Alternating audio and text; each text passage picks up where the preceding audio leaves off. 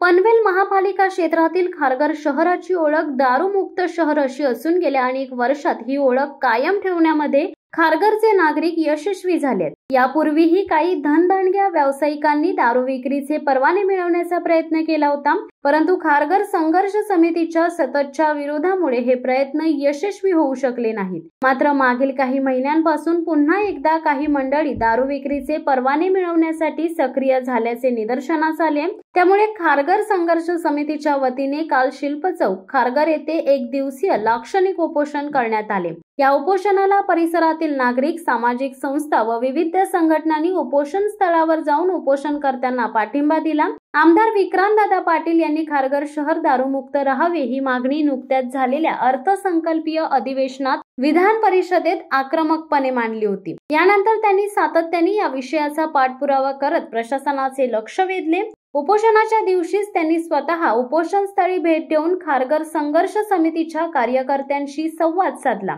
आमदार विक्रांतदादा पाटील यांनी उपोषणकर्त्यांना धीर देत खारघरची दारूमुक्त शहर ही सांस्कृतिक ओळख कायम ठेवण्यासाठी मी प्रशासनाशी अधिक ताकदीने पाठपुरावा करणार असल्याचे सांगितले। तसेच खारघर संघर्ष समितीच्या कार्यकर्त्यांना उपोषण सोडण्याची विनंती यावेळी त्यांनी केली।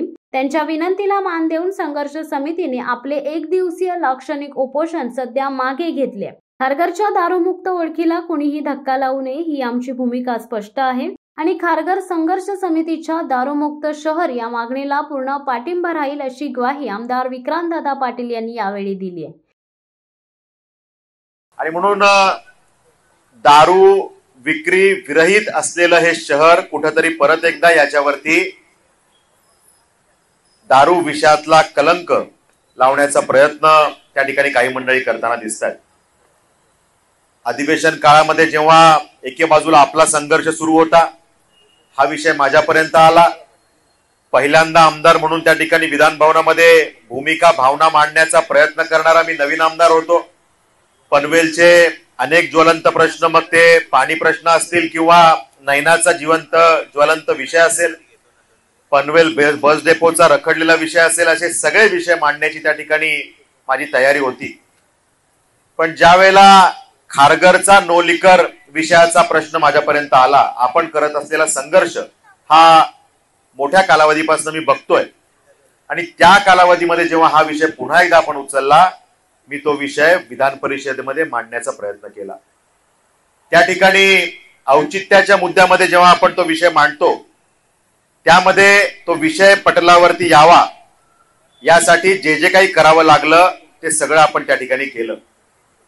त्यानंतर सुद्धा या विषयाचा पाठपुरावा, ज्याचा उल्लेख आत्ताच्या वक्त्यांनी केला, त्या ठिकाणी याचा पाठपुरावा व्हायला पाहिजे।